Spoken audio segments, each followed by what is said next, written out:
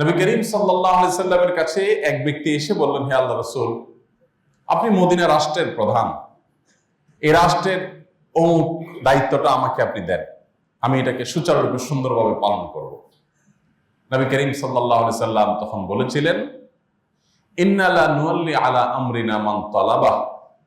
দেখো, ইসলাম পৃথিবীর এমন একটি জীবন বিধান, এমন একটি থট, যে এইখানে কেউ যদি কোনো কিছু চেয়ে নেয়, যেচে নেয়, কোনো দায়িত্ব, কোনো পদ, কোনো আমানত, তখন তার এই যেচে নেওয়াটা, তার এই চেয়ে নেওয়াটাকে আমরা তার অযোগ্যতা হিসেবে বিবেচনা করি, এবং কেউ কোনো পদ চাইলে আমরা সেই পদ তাকে দেই না।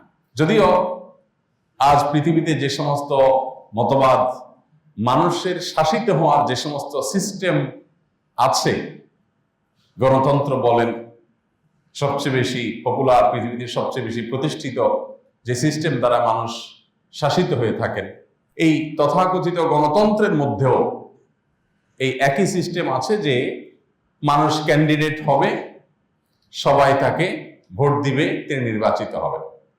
ইসলাম কিন্তু এটা বলে না। আসলে ইসলাম বলে যে কেউ যদি নিজেকে উপযুক্ত মনে করে বলে যে আমি এই পদ চাই, তাহলে সে অনুপযুক্ত হওয়ার জন্য এটাই প্রমাণ যে সে আসলে এই আমানত ধারণ করতে সক্ষম না।